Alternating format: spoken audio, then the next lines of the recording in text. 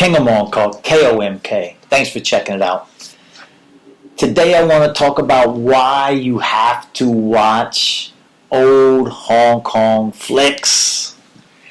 If you're learning Cantonese, if you're learning about Hong Kong culture, if you want to know something about Hong Kong, you have to check out Hong Kong movies. The older ones more in particular.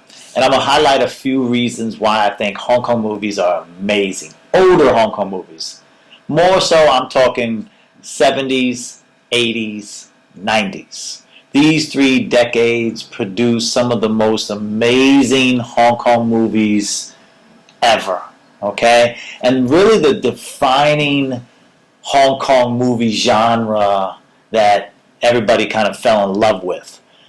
Nowadays, they've kind of fallen out of love with it for several reasons. Most importantly is that then more Hollywood movies started making their way to Hong Kong, and the production value for the attractiveness of what Hollywood movies do, Hong Kong can't compete. A quick note you have to remember is that if you make a movie, a Hong Kong movie, who you're going to market that movie to, it's still a business, right? To make a movie, who you're going to market it to it's a smaller population, right? It's a city. Maybe you have some people in Guangzhou, Shenzhen, maybe in Guangdong province, Macau, Canada a bit, but that's really it. So you're not able to put in $100 million US into a movie because you're going to lose 98 million of those dollars when the movie comes out. It's just not going to do the numbers that you need in order for it to be a real viable thing for a big production. So therefore production value kind of suffers a little bit. I'm a little bit of a cinephile. I love movies more so before than now, but that's another story. So one of the biggest things for Cantonese learners 真係如果你想學廣東話一定你要睇 Hong Kong movies. Okay? Slang. If you get always language learners want to learn that fun slang, things that you can say that make people laugh, that kind of connects you to them when you're speaking to native speakers. Older Hong Kong movies have a lot of great slang in it. Now, the thing with slang is that slang changes very quickly. It grows, it changes. It's just like with any language, right? What was good to say in 1990, you really wouldn't say in 2021. But you can always pop off with some funny slangs that you picked up from a movie because there are so many, I'd have to do another video about that, but there are so many catchphrases that Cantonese speakers will always know, okay? One would be like, Siu Long Kung Fu Ho Yeah, right? From Shaolin Soccer. Any of some of the catchphrases from like a Stephen Chow movie, something like that, Chow Seng Chi. You could pop off a couple lines from some of his movies, and almost all Hong Kongers, Cantonese speakers, will know what you're talking about. Okay? They really, really will.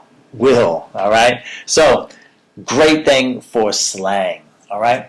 Another really, really cool thing that I love about watching older Hong Kong movies, especially living in Hong Kong, being in Hong Kong, or if you've ever been to Hong Kong or you have a love for Hong Kong, is that you get to see older Hong Kong. You get to see how it was. I moved to Hong Kong. I came here for the first time in 2000. Came back in 2001, moved here in 2002, and I've been here ever since. Hong Kong was a very different place in 1990. Hong Kong was a very different place in 1980, and 70s, and 60s, and so on, obviously. So for me, it's super fun to look at old Hong Kong, especially even like when they're shooting in a place, there's a shot of an area that I actually know very well, and to see the changes in it. All right, even for Hong Kong people, that's also, and for all of us when we watch a film, maybe that was done in our hometown, in our home city or something like that, and we see buildings and places and streets of places we go to or have been to many times, it brings a different feeling to you. So for me, it's like that.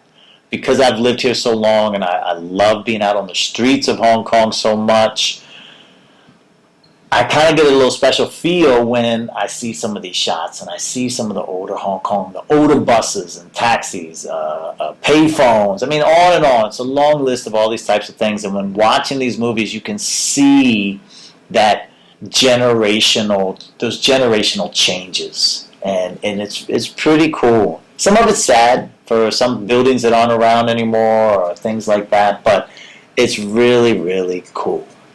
And speaking of generational, there are movies that came out that define generations. If you think about some of the earlier Shaw brothers, I mean, that's going further back. Jackie Chan movies.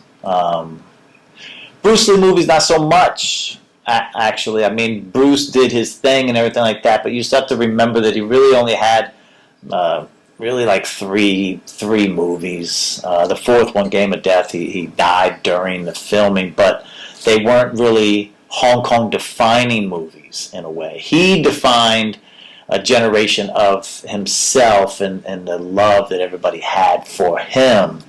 But when you think about his movies, I mean, Game of Death had some Hong Kong scenes obviously in it and stuff like that, but the other three movies, two of them were filmed in China, right? And Enter the Dragon was filmed out on like Lantau Island or something like that, or actually an outlying island.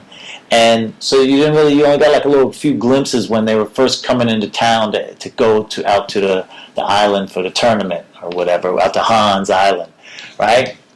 So he didn't really do like these, major Hong Kong movies that defined Hong Kong, but he definitely did a generational thing. Sorry to go off on a Bruce Lee tangent, but there are so many films that define generations. Zhao Xingqi, that's everybody that kind of grew up in the 90s in Hong Kong, kind of 80s and 90s. They have a love for Stephen Chow films because he did so many films that define that era, that type of filmmaking. And he really kind of grabbed that genre and that generation of film watchers, right? So it's amazing that when you go through the catalog of old Hong Kong movies, you can see those generational films. And it's really, really cool. It's really all the movies, the Mong Kok movies. Hey, there's so many movies that are filmed in Mong Kok and on the streets of Mong Kok with the name Mong Kok in the title, because Mong Kok has such urban lore, and which I talked about in Why Am I the King of Mong Kok, and it's that. So you can go through all these different types of Hong Kong films and just see so much. Generations, things like that. Slang, language, stuff like that. And that, like I said, that was really the golden age of Hong Kong film, 70s, 80s, and 90s. So you have to pick those 3 decades and you'll see so many things. Bungan Bat Leung, that was, those films, too many films. I'm going to do another one about some Hong Kong films to really get it. And now from a Cantonese learning perspective is that you can catch like a change in Cantonese and how people are using Cantonese throughout those 3 decades. Cantonese, you can see the change. Not only with slang, but just how people are talking and things like that. Which leads into another point of, you can also see the mainland Chinese migration to Hong Kong. There are so many films that mention it, that talk about how, mainlanders moving to Hong Kong and stuff like that and help build Hong Kong. And it's actually pretty cool to see the changes through the different types of people and the different actors that kind of come and go. One thing about Hong Kong films that I kind of don't really like too much is that so many films rely on the same actors, right? You'll see movies, you're like, I just saw all 5 of those people in a totally different film. so many times Hong Kong movies have the same actors in it.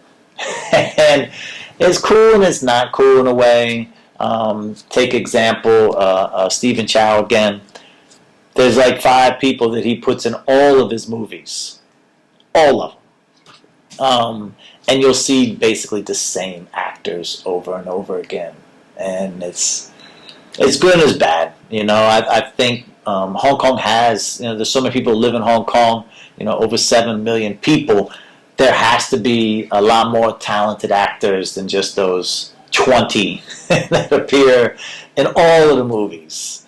Right? Now it's different. Actually, I haven't watched a lot of the more recent films. Just don't have time to sit down and watch a lot of movies. But those older films, if they're on, I will stop what I'm doing and at least watch a bit of it to try to catch up and enjoy them. So with that, you can see the last bit is cultural norms. You can see how people in Hong Kong, how their cultural norms kind of change and shift throughout the decades. And part of it also, I think you can see it because of the development of the city. The city changes from that time of the 60s, 50s, 60s, where there was so much newness, right? The city was being built at a feverish pace in the 50s and 60s. The economy was booming. Japan was booming, and that had a big influence because Hong Kong was in such a big way a shipping city, right? People would come here to handle logistics, factories. There were factories in Hong Kong during the time.